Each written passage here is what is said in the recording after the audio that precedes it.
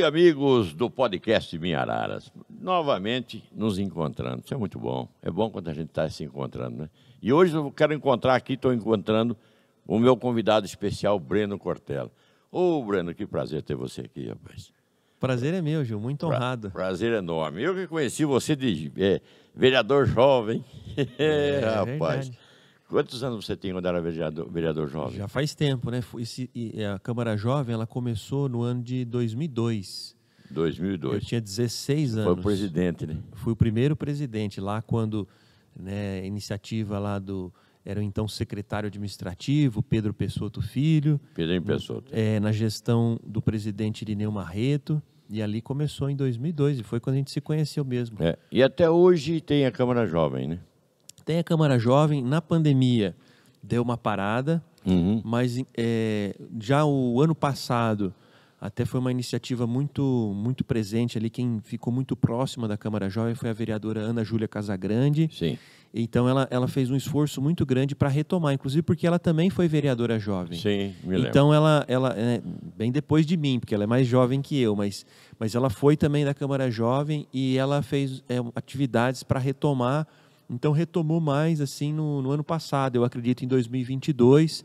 Eu fui até na posse, que foi em março de 2022, que inclusive celebrou ali os 10 anos. E eu fiz até umas menções a isso, a essa história, a esses 10 anos. Foi uma cerimônia bonita ali de retomada da Câmara Jovem. Então, a Câmara Jovem continua ativa, sim, continua se desenvolvendo e deve, né? A cada tempo tem as suas dinâmicas, né? Porque os jovens são dinâmicos, vão mudando seus interesses e tal. Mas a Câmara Jovem permanece. Eu espero que a Câmara Jovem possa cumprir as suas missões fundamentais de estimular os jovens para a política, educação para a cidadania. Antes, vamos fazer uma volta ao tempo. Vamos. Né? Depois a gente retorna a esse assunto que eu acho muito interessante, a Câmara Jovem. Sim. Breno Cortella, fala para mim, você é nascido em Araras? Sabe que eu não sou nascido em Araras, Gil? Não. Não sou nascido em Araras, mas é uma situação até curiosa. Você me contou em entrevista uma vez. Eu acho que já, tentando talvez. lembrar, viu? É porque, na verdade, meus pais já moravam em Araras. Meus pais já moravam em Araras. Na verdade, eu nasci em 85.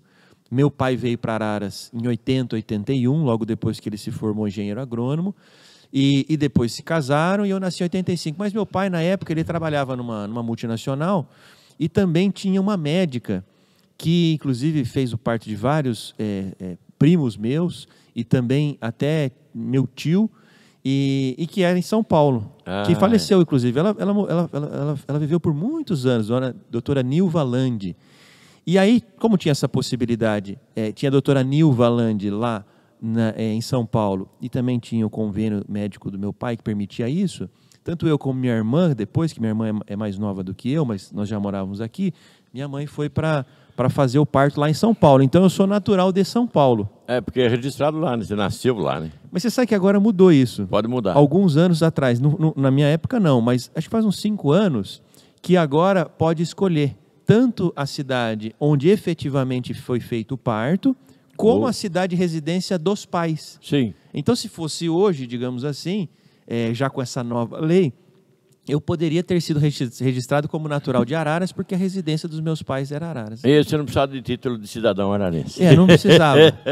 Rapaz.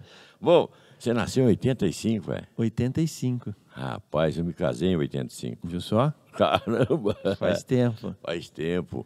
Bom, é claro que você morava aqui na cidade, eu conheci seu pai, conheci sua mãe, né? E, infelizmente, eles faleceram novos, né? Sim.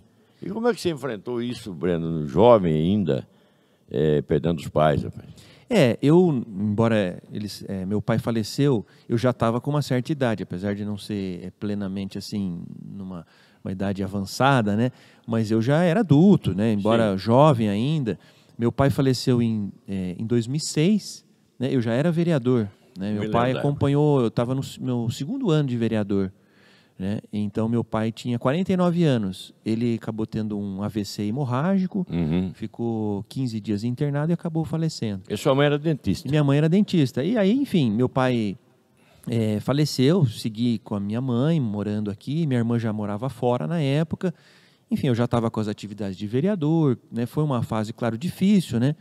Mas, assim, se confortando nas lembranças dele, eu acho que é isso até para quem tem essa experiência, né? E eu lembro até do meu avô, e até isso eu rememorava muito na época, meu avô, Clélio Zanoni, ele perdeu o pai, ele era uma família de mais de 10 irmãos, e ele perdeu o pai, ele era o filho mais novo, embora o pai dele também morreu jovem, com cerca de 50 anos, ele tinha 10 anos de idade. Então, veja só, meu avô... Seu avô Zanoni era de Araras? Não, é de Santa Cruz do Rio Pardo. Ah, sim, sim. Que tanto Cortella como Zanoni são de Santa Cruz do Rio Pardo. E aí, então eu pensava sobre isso até. Meu avô, imagina, com 10 anos ele perdeu o pai. Ele não teve esse convívio. Eu tive, digamos, o dobro de convívio com o meu pai do que o meu avô teve com o pai dele. Sim. Então, enfim, são coisas da vida, né? É o incontrolável, o imponderável, o quanto que a gente consegue, né, ter esse período de convívio. Nada disso, né? Não tem jeito. Nada disso, não tem jeito. E depois acabou também tendo essa tristeza também da minha vida, porque alguns anos depois, nem foi tanto tempo depois, né, menos de 10 anos depois, porque foi em 2014, né, mas logo até assim antes, por volta de 2010, minha mãe teve um câncer, surgiu um câncer de mama, tratou, fez, né, retiradas e tal, mas acabou piorando a situação, não conseguiu prolongar o tratamento, né, no sentido de controlar a doença, e em 2014 ela faleceu, em dezembro de 2014. Vamos pular agora essa parte triste aí, né? Sim. Eu perguntei porque eu conheci muitos dois, né? Sim, sim. E eu fiz questão que você contasse a história para os nossos amigos. Sim. Breno, aí voltando agora à Câmara Jovem. Sim. O que você aprendeu? Você lembra que eu fui discursar lá? Eu lembro, você atuava junto ao deputado estadual Nelson Salomé e você o representou lá, não foi isso? Fui lá falar da Câmara Jovem. Fiquei tão feliz conhecer a Câmara Jovem, principalmente você que era presidente, e a sua esposa acho que era da mesa também. Sim, era da mesa, a Bruna era secretária da mesa. Que coisa, não? Como é que Mas a gente não começou a namorar de imediato ali. Não. E nem durante, digamos, o mandato. Coincidentemente... Não pode... não, mas não foi enfim, jovens, né? Não que isso fosse controlável. Não. Mas, coincidentemente... foi logo após mesmo, foi logo após o encerramento assim, do mandato da Câmara Jovem em 2003, né? A gente teve esse convívio ali, muito positivo, próximo e tal. Em 2003, depois a gente começou a namorar. Eu me lembro que você era o mais atirado dos vereadores, né? Você ia atrás, procurava e tal. Atirado, que eu digo assim, você era o mais esperto. Não, vou tirar o esperto aí, todos eram espertos. Mas o Breno, ele tinha mais vontade política. Pode-se dizer isso? Acho que sim. Até porque daquele primeiro mais interesse período, de aprender.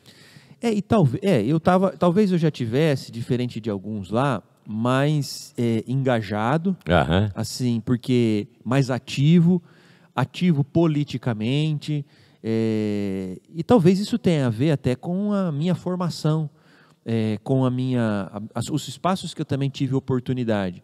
Por exemplo, minha família sempre me incentivou a participação política, e nem toda a família faz isso, né? Então, tanto o Zanoni, meu avô, ele se envolveu com política lá em Santa Cruz do Rio Pardo, o irmão dele, meu tio-avô, foi vereador, um bisavô também tinha sido vereador. Eles não tinham atuação política em Araras, né? E já não tinham mais atuação política mesmo em Santa Cruz do Rio Pardo já há muitos anos. Por outro lado dos Cortella, meu tio Mário Sérgio, ele já tinha sido secretário municipal de educação na gestão da Luiz Erundina, né, a sua ligação com o professor Paulo Freire. Então, meu pai, ele também, embora ele não participou das atividades assim, de luta contra a ditadura diretamente, mas ele acompanhou muito meu tio, porque ele é mais novo, mas ele acompanhou meu tio nos episódios ali contra a ditadura militar e tal. Então, ele me falava, então eu tinha uma certa formação política também dentro de casa. É a mesma coisa que eu falava aqui com o Vitor Quevedo, que é jovem como você também. Sim. Até mais jovem. Mais jovem. Ele nasceu ouvindo o pai dele tocar, ficou mais fácil.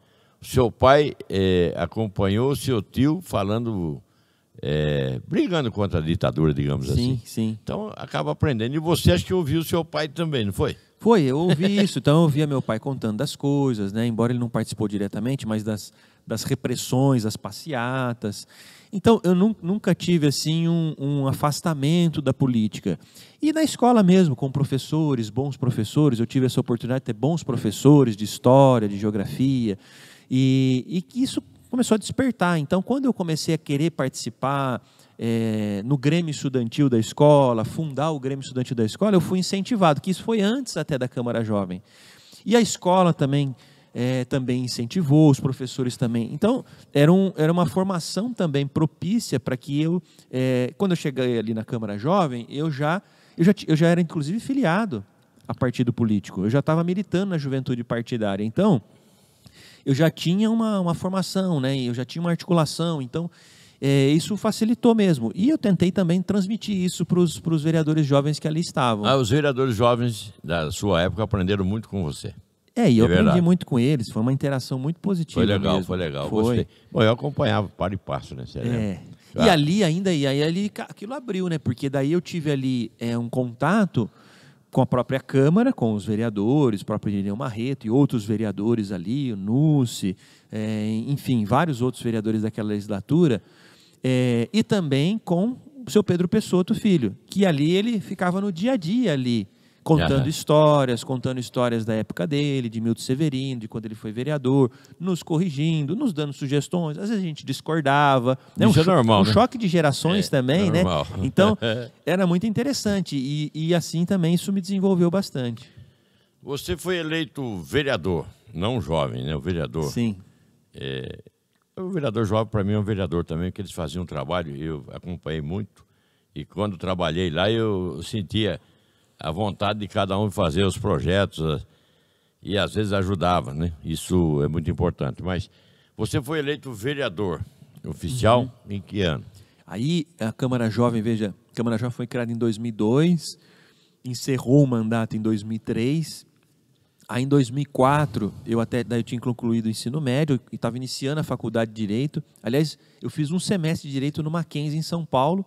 Eu estava morando lá com meu tio Mário Sérgio Cortella e vinha para Araras no final de semana. Aí em 2004, que foram as eleições municipais, que inclusive, curiosamente, foram as primeiras eleições municipais em que eu ia votar, porque eu votei pela primeira vez em 2002, na eleição nacional. Porque você tinha completado 18 anos? Eu tinha feito 18 ali, né? Tinha 17 em 2016, em 2002, tirei título. E a primeira eleição municipal que eu votei... 2002. 2004 foi municipal, né? Fora as eleições nacionais. Mas em 2004 que eu participei, já foi a primeira eleição que eu fui candidato e que eu fui eleito. Então deixa eu voltar, fazer um hiato de novo. A gente tem que falar da Câmara Jovem ainda. Sim. E eu quero só dizer o seguinte. Eu vim com uma roupa esportiva, relógio esportivo, porque eu falei, o Breno é jovem. E o menino veio de terno, porque ele é advogado, né? É verdade. Terno e gravata, tudo já vai daqui para fora, aquelas coisas. Então, está sempre paramentado como advogado. Só eu quis fazer esse ato para mostrar que estou com camisa esportiva hoje, né? O amarelinho. Bom, Breno, a Câmara Jovem te deu a esposa, vamos dizer assim. Você conheceu sua esposa ali. Sim. Você é casado hoje há quantos anos? Nós casamos em 2012. E já tem uma filha? Completou ano passado 10 anos. Uma filha de 5 anos, fez 5 anos agora. Anitta. Eu lembrei, consegui lembrar. É isso aí. Então, por isso que eu quis voltar na Câmara Jovem, porque foi dali que vocês se conheceram e o amor floresceu ali. Hoje foi ali. Eu vejo que vocês vivem muito bem. Foi ali que nós nos conhecemos mesmo. Então teve esse lado assim até curioso, né, da Câmara Jovem, tem um papel muito importante na minha vida. Sim. Tanto na minha trajetória profissional, na minha trajetória... Como pessoal também. Como pessoal mesmo, porque a partir dali, porque o que acontece? A Bruna, eu era vereador jovem do Anglo e a Bruna era vereadora jovem do Alberto Feres. Sim. Inclusive, na época, era a única mulher. Né? Depois tiveram presidentes mulheres, tiveram composições com ampla maioria de mulheres, mas naquela primeira legislatura, a Bruna era a única vereadora jovem mulher. Então foi ali que a gente se conheceu, que teve aquele convívio, aquele contato, e eu fui eleito presidente, ela foi eleita pela composição secretária da mesa, e aí nós tivemos um convívio de 1 ano ali de trabalho junto, né? Era como um colega de escola, né? Foi muito legal isso aí, né? E eu também... Dá para escrever um livro da sua história. Dá mesmo. E encontramos outros, né? Tem outros amigos também que a gente tem contato também, né? Então, era uma turma ali, quase uma turma de escola, paralela à escola, né? Uma outra turma. Então, além das turmas da escola, todo mundo tinha ali a turma também da Câmara Jovem. Tem outros que eu também mantenho contato até hoje, o Edson Guimarães, que foi depois, ele foi reeleito e foi presidente depois de mim. E outros também com muito apreço. Mas a Bruna, em essencial, foi ali que a gente se conheceu, a gente depois começou a namorar, e ela depois, enfim, a gente teve um relacionamento, né, como tem até hoje, muito próximo, e ela também sempre me ajudou nas atividades, me apoiou muito nas atividades políticas e tudo, e a gente vem construindo essa jornada juntos, essa família, e hoje temos a Anitta, que muito nos alegra, que é uma referência... A Anitta Garibaldi, né? Embora também a gente não tenha nenhum desapreço pela Anitta cantora, até temos um apreço por ela, mas na verdade a nossa ideia de nome de filho... Homenagear a Anitta Garibaldi. Já é anterior até à existência da Anitta cantora, né? Que aliás a Anitta cantora se chama Larissa. Larissa. Né? De nome, o nome artístico dela, Anitta. É o nome artístico. Ô Breno, então, mas quando o casal, na minha opinião, e quem sou eu para dizer que está certo, né? Mas... eu penso que o casal, quando sai da mesma linha, do mesmo modo de pensar, como você e a Bruna, é um casal que tem tudo para dar certo. Vocês saíram do mesmo lugar. A mesma vontade de ser vereador, ela e você. Uhum.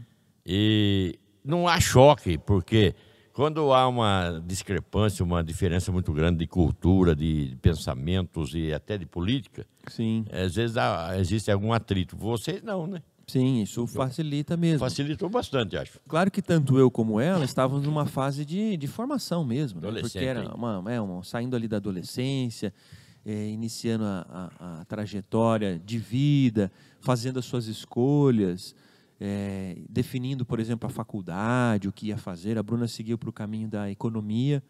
Então, e aí ela... ainda vocês tinham que estudar, ainda tem mais essa. Né? Então, eu segui pelo caminho do direito, né, que são áreas das humanas, áreas próximas em várias medidas, né, mas aí ela seguiu para o caminho da economia, ela fez faculdade na Unesp, em Araraquara, sim, e aí eu segui pelo caminho do direito, inicialmente no Mackenzie em São Paulo, depois, como fui eleito, eu tranquei a faculdade e dei sequência na Unimep em Piracicaba, que permitia eu conseguir ir e voltar todo dia. Foi o dia que eu te entrevistei e você contou essa história para mim, por isso que eu tenho guardado na memória. Você falou, agora eu vou ter que me transferir para cá. E eu falei, mas por que você vai sair do Mackenzie, rapaz? Mas que não dava mesmo. Você falou, não dá, porque aqui em Piracicaba eu posso ir e voltar. Porque até o campus da Unimep eram cerca de 45 minutos, né? Para o Mackenzie em São Paulo, que fica lá em Higienópolis, dá praticamente 3 horas de Araras, né? Então não 2 horas certo. até chegar perto da Marginal, mas até entrar em São Paulo, mais 1 hora, né? Então... uma dificuldade muito maior mesmo, né? Eu ia de ônibus também, e então ia ficar muito desconectado, né? Da cidade. Então não era esse o propósito era continuar a minha formação, mas estar muito conectado com a cidade. Então eu até optei por fazer de manhã, então, né, a faculdade começa bem cedo, então eu, por volta da 1 hora, às vezes meio-dia, dependendo da grade, eu já estava em Araras. Então, daí eu ficava, isso no primeiro mandato, né? Na atividade de vereador, ao longo da tarde e noite. 2004 foi isso? Quando eu fui eleito em 2004. O mandato iniciou em 2005. 2005, né? 2005, é verdade.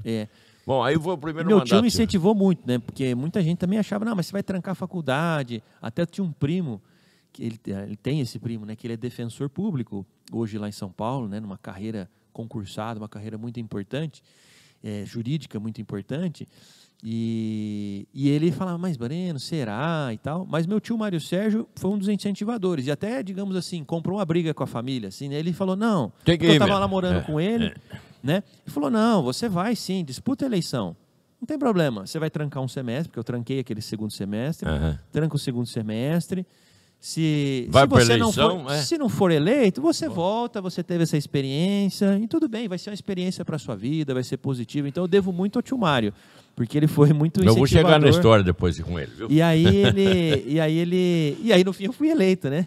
Então daí mudei tudo, né? Daí eu fiz o procedimento de seguir na Unimep em Piracicaba. Quantos votos você teve na primeira eleição? 1.230. Eu não ia lembrar precisamente. 1.230. Não. E depois você, bom, cumpriu o mandato, formou-se... Que foi assim, não foi uma votação extraordinária, porque foi uma eleição difícil. É. Eu estava ali numa composição, que isso sempre acaba pesando.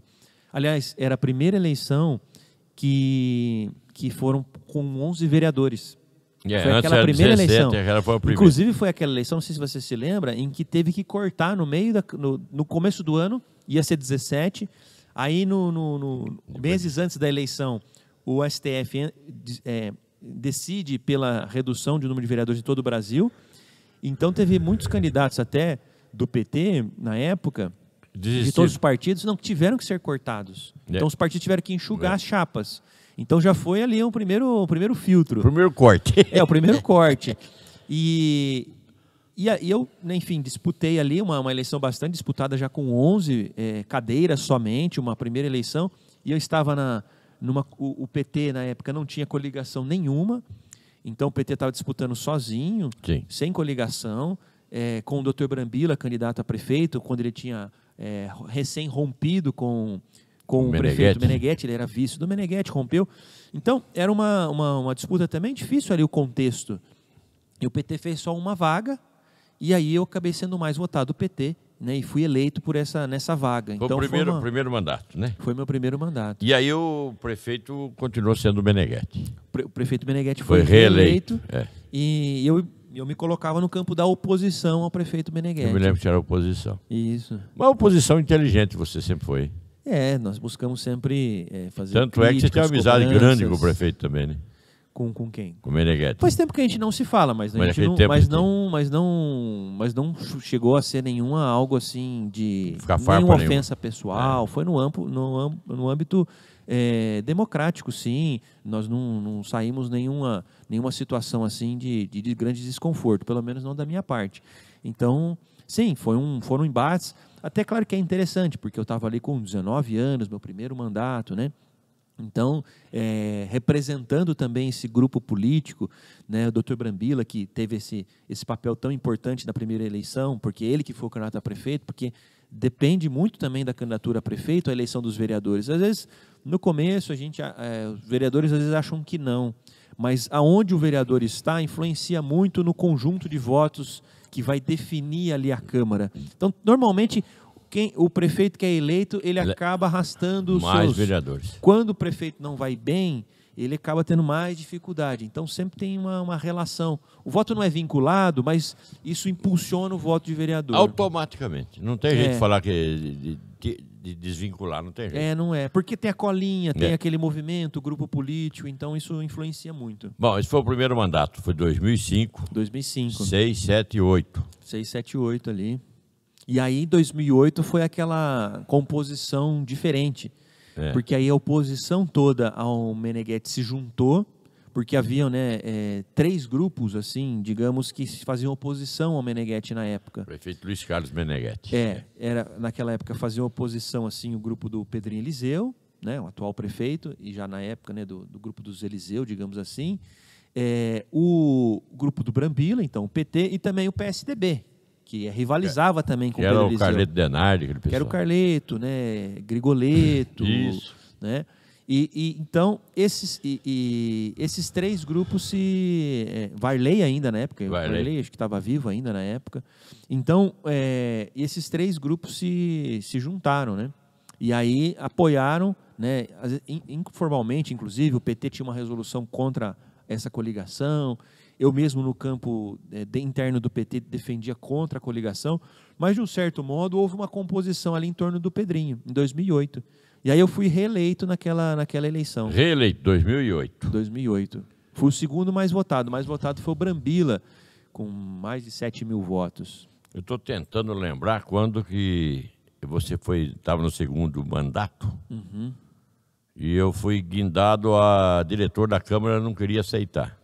Eu acho que você foi... O que aconteceu? Aí o Brambila, ele foi o vereador mais votado, ele foi eleito presidente da Câmara. Exatamente. Depois o Pedrinho teve a cassação do Pedrinho. Exato. Né, todo aquele episódio. Aí o Brambila assumiu a prefeitura como prefeito interino, E o Dercy Toffolo era o vice-presidente. Assumiu a presidente da Câmara. Porque houve uma composição ali também na mesa. Porque como era o grupo, o PT estava na presidência, o DEM estava na vice, e o Dercy acabou ficando, então, como presidente da Câmara em exercício. Eu acredito que foi nessa época que você assumiu ali. Então, aí eu me lembro, eu não queria, eu falei, não pegar essa bucha aí não, porque não sei o quê, diretor administrativo financeiro da Câmara.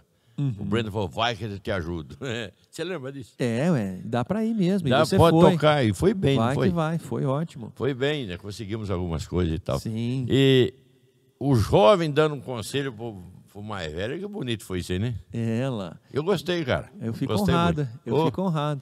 Mas e seguiu mesmo, e dava para seguir. É porque era um momento também que muita gente estava assumindo funções que não imaginava que iria assumir. Eu não queria, porque falavam que era uma bucha aquilo lá, de fato né? Porque veja, o Brambila não estava naquela campanha e não ia assumir a prefeitura. Ele estava com mandato para vereador e presidente da Câmara. Ele estava toda numa roda, de repente virou prefeito. O Dercy também não estava esperando que ia ser presidente da Câmara, virou presidente da Câmara.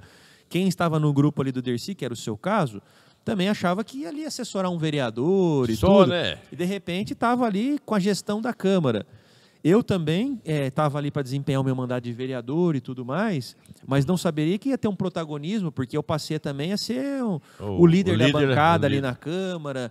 E o Brambila era o pré-candidato a deputado estadual em 2010. Como o Brambila virou prefeito, aí eu fui candidato a deputado estadual em 2010. Quantos votos você teve, deputado, que eu não lembro? 28 mil votos no estado. Beleza, hein? Foram 28 mil votos. 18 mil, mais ou menos, né? Arredondando, 18 mil votos em Araras e mais 10 mil votos fora de Araras. Eu estive em Mogi Guaçu. Eu descobri um cara que votou em você lá. Olha lá, isso? Faz tempo isso aí. Eu estava esperando um evento acontecer, tinha uns senhores na praça jogando baralho, e fiquei ali com os caras. Você é de Araras, sou de Araras. Você conhece o Breno Cortella? Conheço, meu amigo. Votei nele, viu? Ah lá, isso? A campanha estadual é curiosa mesmo. Curiosa, porque alguém que fez campanha lá e era amigo dele, pediu voto para vocês e votaram. Não, tive votos em muitas, em dezenas de cidades. Mas, enfim, desde 2010 foi quando se discutia, né, como se trata até hoje, até na eleição de 2022, no ano passado, essa perspectiva de Araras voltar a ter um deputado estadual. Rapaz, você faz uma falta que você não acredita. Você sabe, né? Falta que faz as pessoas não têm essa noção. Mas precisa ter. Sabe, eu trabalhei com o doutor Nelson, você sabe disso, quanto tempo. Sim.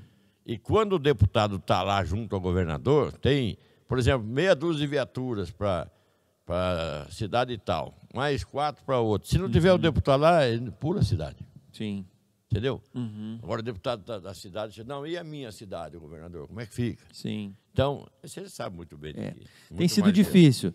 Eu reputo, Gil, esse fato da cidade não ter um deputado estadual, há 2 fatores. Eu acredito que, proporcionalmente, Araras... no que não é ruim para a nossa cidade, mas isso acaba refletindo em votos.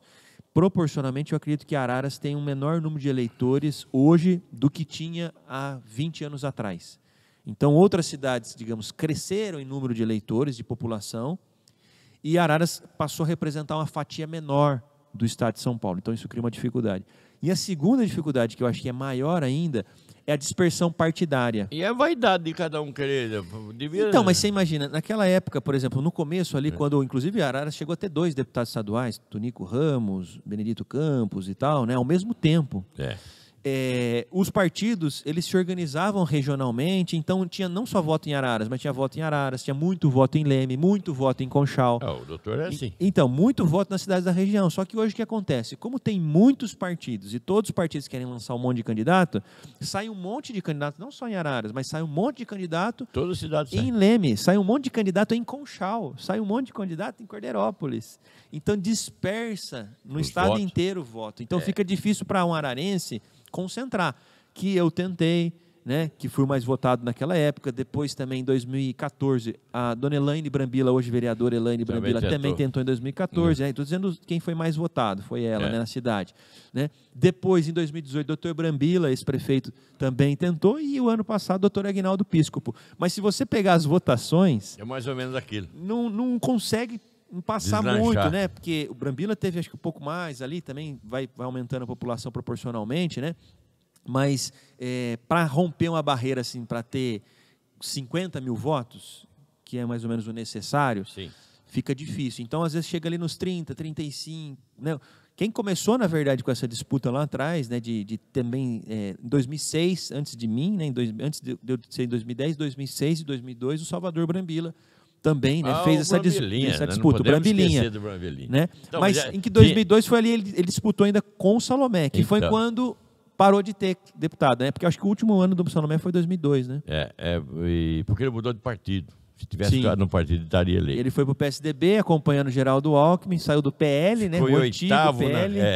Ele foi em oitavo na coligação do PSDB. Se tivesse ficado no PL, ele era o segundo mais votado. Uhum. Era Gilmar Tato, que ficou na frente dele, se não me engano, e ele seria mais votado. Uhum. Então, aí, mudando de partido, e perdeu o cargo. Olha. Mas nós temos que falar de você, meu cara. Vamos falar, é que nós estamos falando das histórias de Araras também. É bom bater papo, não, rapaz? Você toma cerveja, Bobo? Tomo também. Se tivesse uma cerveja aqui, então, estaria lá. O papo ia longe, amendoizinho, tira gosto. Bom, mas aí você foi candidato a deputado e já não era vereador mais. Não, continuei vereador, mas né? Eu estava num licenciado, como o vereador não precisa sair, eu não licenciei do mandato nada. Terminou o mandato. Até 2012, e aí tive a minha terceira reeleição para vereador em 2012. 2012, quantos votos? Nós pulamos uma, né? Agora você está fazendo, né? 1.200 e... Eu tive 1.230, na segunda acho que foi 2.300 e alguma coisa. Agora eu posso estar confundindo os números. E na terceira foi 2.940. Então eu fui subindo a votação. Aumentando, né? E eu sempre gostei de você, sabe disso, né? E é uma tarefa difícil, e eu agradeço o apreço. Como político, eu sempre falo para todo mundo. E o vereador ser reeleito e aumentar a votação é uma tarefa difícil. É raro. Eu ralei muito para conseguir esses feitos, porque até o pessoal que já conhece, já votou, às vezes fala assim, não, você já está eleito. Isso dá uma raiva pro candidato. Isso dá uma raiva pro candidato, porque você fica, né? Como assim? Vai deixar eu votar em mim? Você gosta de mim? Quer que eu seja eleito e não vai votar? Aí o mais difícil é isso, né? Então, a gente ouve muito isso aí, né? Ouve. Então, assim, é difícil. A disputa eleitoral para vereador é muito disputada.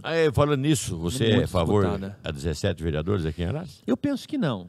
Eu não tenho me engajado nesse debate, eu não tenho participado assim dos debates políticos, mas eu já vinha defendendo, já defendi essa posição. Eu acho que 11 está bom. Talvez aumentar um pouco. Eu não gosto de 11. Eu acho que é bom, sabe por quê, Gil? Porque aumenta a disputa mesmo. Aumenta a disputa. A eleição para vereador em 11... Mas não é essa a questão. Ela fica muito disputada. Você que é um cara político, um cientista político já para mim, na minha opinião. Pensa um pouco, 17 não tem maior representatividade? Isso permite, tem esse outro lado, porque isso permite que setores que foram excluídos, né, representativos que foram excluídos, possam participar também. E com 11 não é mais fácil dominar os 11 que 17, ter 3 facções ou 3... Tem dois lados disso, viu, Gil? Tem dois lados. Dois lados por quê? Porque se por um lado você entende que então eu vou ter mais vereadores, o executivo vai ter mais dificuldade de controlar isso, pode ter um sentido inverso. Pode ter 3 grupos, eu quero dizer. Não, mas é que pode ser também, mas é que o que acontece? Porque individualmente, com 17, um vereador vai representar uma fração menor da Câmara. Então, o vereador individualmente perde força. Porque com 11... em grupo não, né? Então, mas em 11, ele é quase 10% da Câmara. Com 17, ele vai ser quase 0,5%, 70% da Câmara, né? Isso. Uma fração. Então, ele perde poder, perde força ali no voto. Então, o voto dele vai valer menos. Por esse ponto de vista, enfraquecido individualmente, um controle, às vezes, de um agente externo até do executivo pode ficar mais fácil. Uma lei para ser aprovada e tal, tem que ter a votação e se for... já 2 grupos, como está hoje, acontece hoje, tem 2 grupos. Tem um grupo que é de uma área e outro de outra, A e B. O seu A quer votar, aprovar, consegue. Não é? Agora, se tivesse mais grupos, mais pessoas, nem sempre seria essa votação a bel prazer de um grupo. Entendi.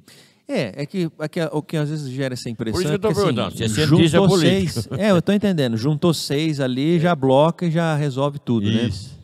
né? É um debate interessante, mas eu acho que a sociedade tem que participar, tem que se envolver nisso.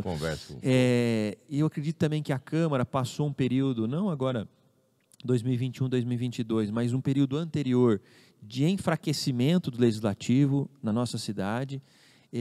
Um caminho que eu vinha fazendo, que eu fiz ali na presidência da Câmara, a gente estava falando, em 2012 eu fui reeleito pela 3ª vez, 2013 e 2014 eu fui presidente da Câmara. Sim. E busquei o quê? Fortalecer a Câmara está ativa na cidade, participar, a Câmara Legislativa, aliás, a Escola Legislativa, a Câmara Participativa e tal.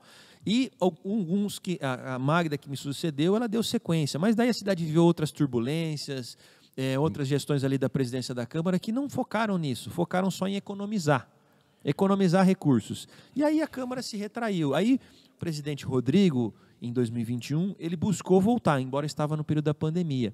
Então, agora tem a tarefa a presidente Mira Vanessa. Então, eu penso que o que a Câmara deve fazer nesse período agora, nesses 2 anos, é seguir com isso. Tá certo. Porque assim a Câmara vai reforçar sua representatividade, sua participação, e aí poder discutir se precisa aumentar o número de vereadores ou não. Audiência pública. Pode fazer bons debates. Até para que isso sirva como um processo de formação política da cidade. Por exemplo, me parece que os vereadores estão com uma remuneração baixa. Então, assim... Eu já acho que se aumentar para 17, continuar... Quanto que está o valor? É 4.500, acho. Então, não é uma remuneração baixa? Porque hoje o vereador, ele tem que fazer uma atividade, praticamente ele tem que ser só vereador. Ele não consegue fazer 2 atividades. Pelo nível de disputa, em 11 vereadores, se ele não for só vereador, vai ser difícil. Então, assim, por que acontece? Quando as pessoas fazem esse debate de aumentar o número de vereadores ou de aumentar salário, parece aumentar o salário, eu acho que deveria ser. Mas parece que o quê? Está tratando de privilégio, de regalias. E, na verdade, não é isso. Você está escolhendo quem que vai cuidar de um orçamento de $500 milhão. $500 milhão. Que é o orçamento de Araras. Né? Tá até mais, acho que de $500 milhão. Está quase 600 agora. Está quase 600 milhões.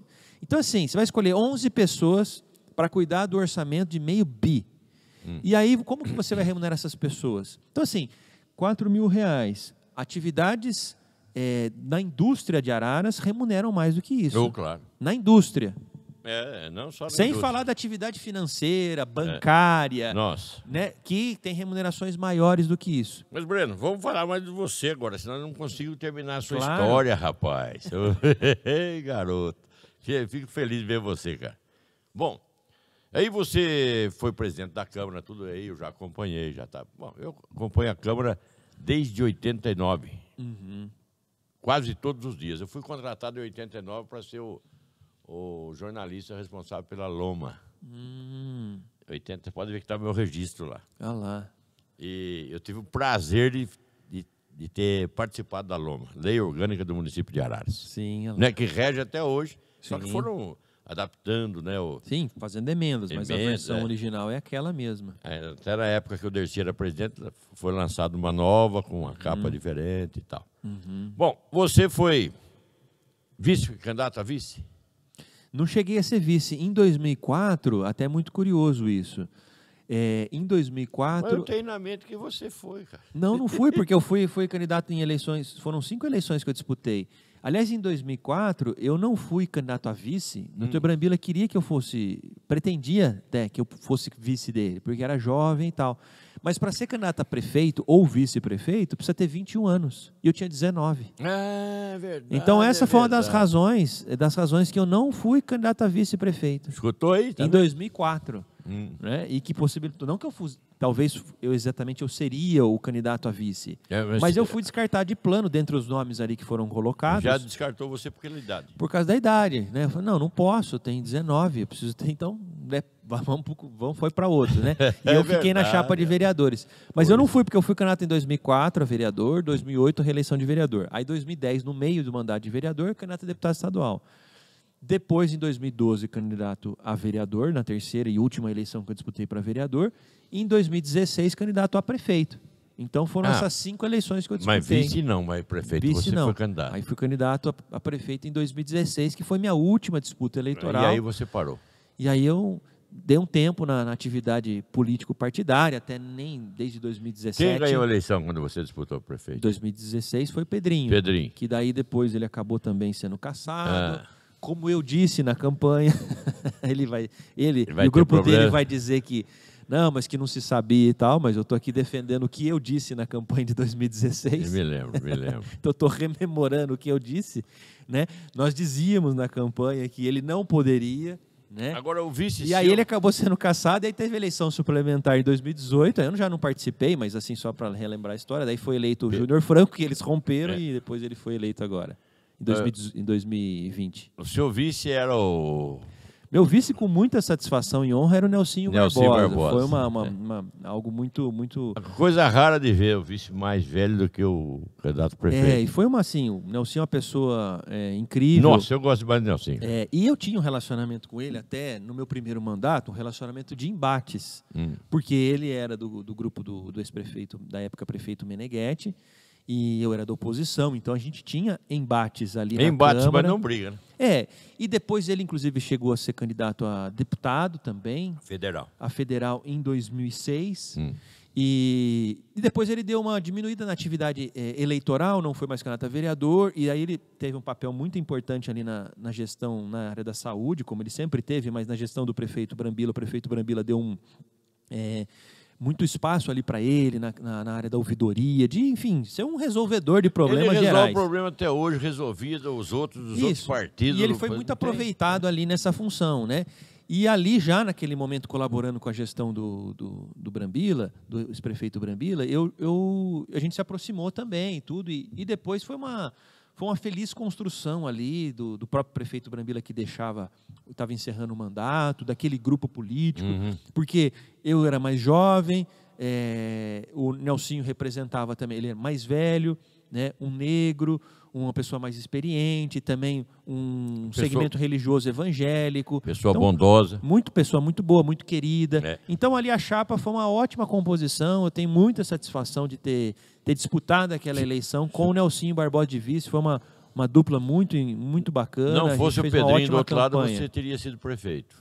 A eleição, ela tem muitos contextos, sabe? É o momento, tem uma série de coisas. Muitos contextos, né? Muitos contextos ali. Cada eleição tem o seu contexto, que não é só local, é uma conjuntura nacional. Então tem vários fatores. Agora, uma outra coisa que eu admiro... Por exemplo, tem o campo, naquele 2016, era um momento em que o campo da esquerda, ele estava num refluxo, né? E eu vinha também nesse campo da esquerda, mesmo eu tendo saído do PT em 2016, mas eu estava naquele campo político. Né? Havia um outro campo nacional avançando, um campo de direita. Isso cria reflexos. Em 2018... Mas isso é normal, é sazonal, isso acontece. Isso acontece, isso muda de eleição para outra. Então, isso é até chato, mas eu vejo muito... E quem me falou isso uma vez, lá atrás, que a conjuntura nacional impactava muito na eleição municipal, foi Varley Colombini. Ele falou isso para mim uma vez. Né? Eu, infelizmente, não tive muito contato com ele, porque ele acabou falecendo, então... mas eu no tempo que eu fui vereador, que eu estava ali começando, de vez em quando a gente se encontrava e conversava. Ele reputava, o próprio Varley, ele me disse isso uma vez, a eleição dele, naquela que ele foi eleito, a onda Fernando Henrique, PSDB, Covas, PSDB. E a não reeleição dele é já um refluxo dessa onda. Começa a voltar. Então, que ele não foi reeleito depois ali, quando o Meneghetti foi eleito em 2000. E as ondas nacionais têm um grande impacto. Quem está mais vinculado à política, acha que, não, mas é por causa disso, por causa local. Existem casos disso. É mais nacional. Né? Mas é difícil essa onda nacional. Breno, tem que falar de você, cara. Estamos falando também, estamos entrelaçando a minha história com a história da cidade. Aí. Rapaz, tá gostoso falar, eu até me perco, tem hora aí, tinha mais...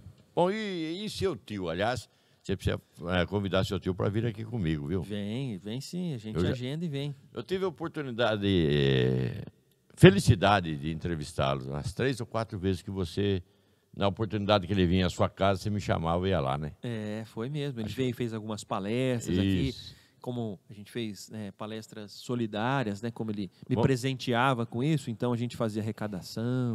Mário Cortella. Mário Sérgio Cortella, meu tio, irmão do meu pai. Ele é filósofo?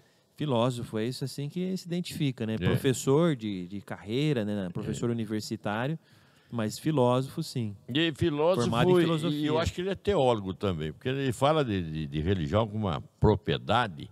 Não é aquele cara que fica, não, já vai... Sim, é porque... E tem muito conhecimento disso. Sim, ele foi, inclusive, ele foi do seminário, né? Ele foi seminarista. Então, a formação inicial dele é isso, né? Por isso. Então, ele tem essa formação inicial como seminarista. Depois ele deixa o seminário, conclui filosofia. E na PUC de São Paulo, na Pontifícia Universidade Católica de São Paulo, a disciplina que ele lecionou por muitos anos era Ciências da Religião. Muito bem explicado. Ele, sim, então ele também se identificou por muitos anos também como teólogo. Ele influenciou a sua Ou carreira... da área da teologia, né? Ele influenciou a sua carreira sob maneira, né? Influenciou, né? Porque também meu pai contava... Você imagina, em 85 eu nasci, né? Meu tio assumiu como secretário municipal da Educação de São Paulo. Ele era jovem, mas ele assumiu na gestão da Erundina em 91.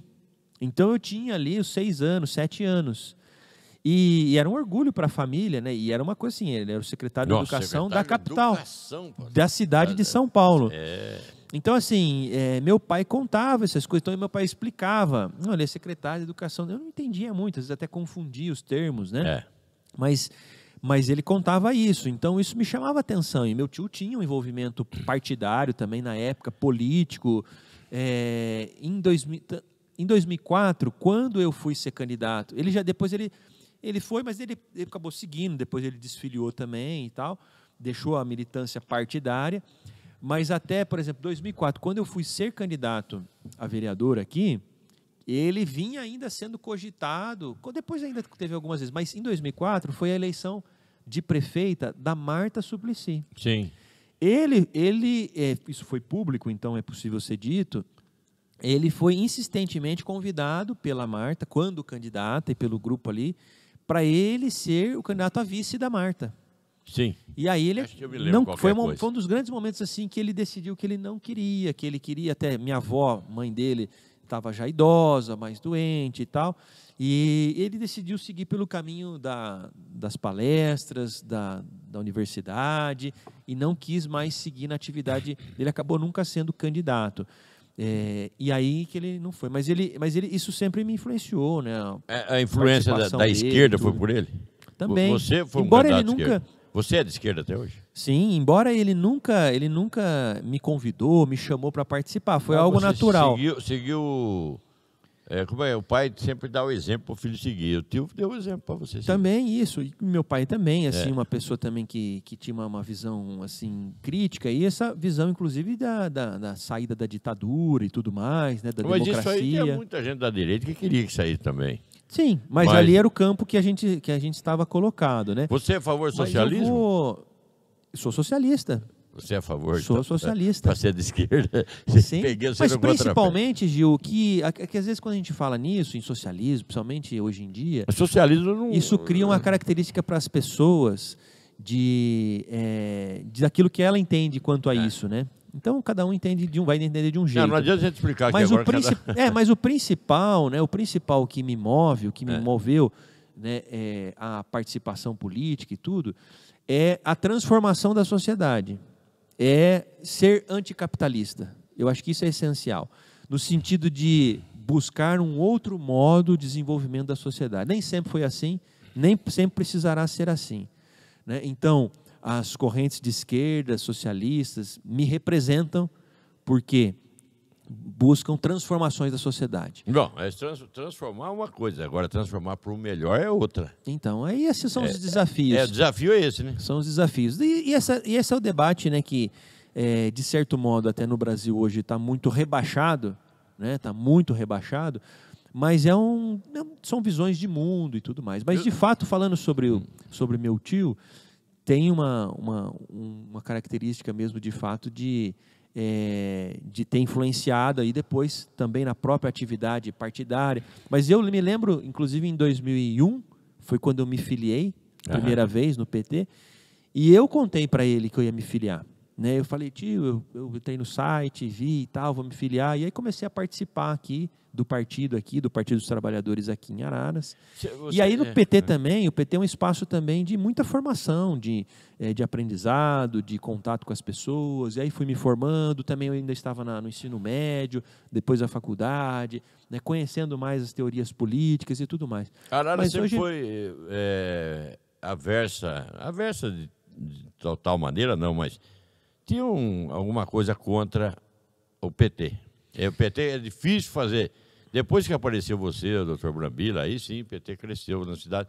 E é como você falou, a tendência nacional também, né? Sim, tem esse mas impacto antes nacional. aqui era difícil. Mas são fases, mas é muito curioso, né? Porque Araras, por exemplo, ela tem algumas peculiaridades. É porque ela é uma cidade diversa, né? Porque, por exemplo, veja, Araras, se a gente for pegar do campo... Estou vendo a hora que eu bato vamos olhar. Por exemplo, Araras é uma cidade que ela é, de certo modo, historicamente estatizante. Porque, veja, tantas outras cidades já privatizaram o seu serviço de água e já privatizaram há muitos anos e não tem nem empresa pública na área de transporte. E Araras teve uma estatização, né? Foi o contrário. Foi o contrário, teve uma estatização do transporte público por Milton Severino, né? E a água nem se cogita, né? Eu já acho que a água não deveria privatizar. Mas em tantos vários lugares isso teve uma febre. Né? Na nossa região foi uma febre. Em Araras segurou isso. Estou dizendo isso por quê? Porque do ponto de vista da teoria política, isso são condutas mais de esquerda, digamos assim. Né? Entendi. Então, assim, Milton Severino foi acusado de ser de esquerda, embora não fosse de ser comunista, né, e tal, né? Porque, inclusive, tinha com ele um declarado comunista, que era o Varley. Né? Que sempre se orgulhou disso. Então, veja, Araras também tem um contexto em que, assim, na verdade, eu vejo que assim, quem decide as eleições, isso nacionalmente também talvez no nosso município, não é nem quem é de um campo, nem quem é do outro. É a pessoa, a personalidade. Não, e é o meio ali, o bloco dos eleitores, que às vezes migra para um lado, às vezes migra para um outro. É esse eleitor médio que ele vai identificando ali e aqui. Ô, Breno, só falar uma coisa para você. Você, embora fosse partido contrário ao Pedrinho, vocês sempre tiveram uma boa amizade, eu percebia isso, né? Nós tivemos uma proximidade ali naquele primeiro mandato, nós nos conhecemos ali, naquele mandato de vereador, no meu primeiro mandato de vereador, em que fazia oposição ao Meneghetti. Era um trio ali de oposição, eu, Pedrinho e Ricardo Franco. Então, eram, né, ali uma Câmara de 11 e os três ali, oposição, né, os dois ali por partidos... no mesmo partido, eles estavam na época no DEM, né, no PFL, depois DEM, e eu no PT, mas a gente ali se sintonizava ali na oposição. E depois o Pedrinho, em 2008, a gente daí teve uma proximidade maior, porque foi essa grande união que foi feita em torno ali dele. Vocês eram amigos, são amigos até hoje. Sim, a gente tem uma relação boa, positiva e tranquila, mas embora eu também não tô ativo, né? Partidariamente, então isso também... Hoje eu tenho contato com todos e com tranquilidade, né? E fico mais acompanhando do ponto de vista assim, de cidadão, de eleitor, de advogado que atua profissionalmente com a cidade e tal. Adversário político, sim, inimigo, não. A gente nunca chegou a ser... A gente chegou a ser mais adversário mesmo ali nos anos quando ele estava na oposição, na gestão do Brambila. Tá certo. Bom, né? Vamos falar de você. Agora você está advogando só? Não só advogando. Pretende voltar? Não tenho essa pretensão eleitoral nenhuma mesmo, e mesmo de militância partidária, não tenho tido essa pretensão. Qual a área principal sua da advocacia? Eu atuo ali, a gente atua com a minha equipe, a gente atua na área trabalhista. Então, na área trabalhista, tanto atendendo também trabalhadores em questões individuais, como também empresas.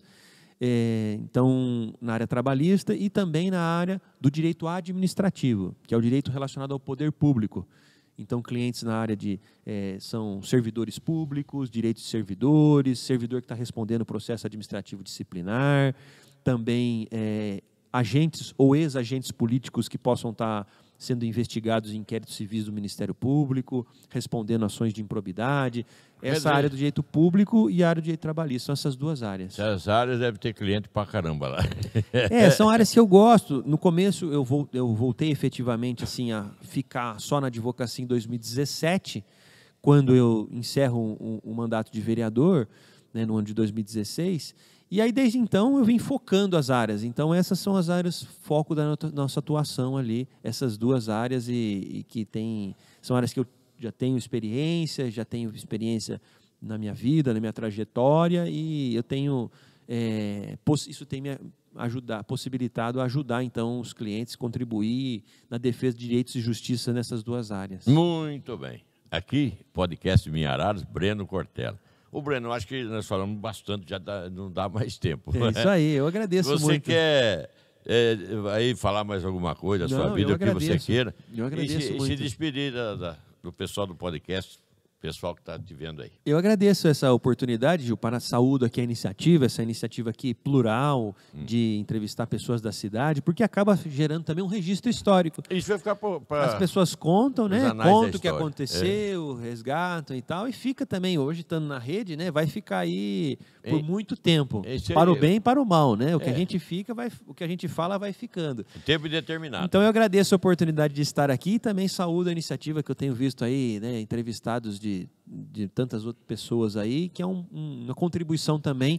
Eu vejo aqui também um interesse público de comunicação e de formação que vocês estão fazendo aqui, essa iniciativa aí apoiada pela Prefeitura. Então, parabéns, Gil, eu agradeço o convite. Demorou para a gente conseguir encaixar as agendas, mas deu certo. Você é muito ocupado. Imagina. Bom, o podcast de hoje, trouxe aqui então o Breno Cortella. Falar dele, os adjetivos que eu tenho desse garoto, seria chovendo molhado, né? Você já sabe que eu gosto dele, embora sempre tivesse ideias contrárias políticas a dele, eu às vezes bati algumas ideias, mas a maioria eram contrárias e sempre admirei o trabalho dele. Você está vendo aqui parte da história de Araras. As pessoas que eu trago aqui são pessoas que são história. A história dele faz parte da história da nossa cidade. E são pessoas influentes, pessoas que realmente trazem para a sociedade de maneira geral uma posição positiva, a posição de ânimo para que a gente possa seguir em frente. Você, meu amigo internauta, muito obrigado por estar conosco. Nós nos encontraremos, se Deus quiser, numa próxima oportunidade. E que Deus nos abençoe.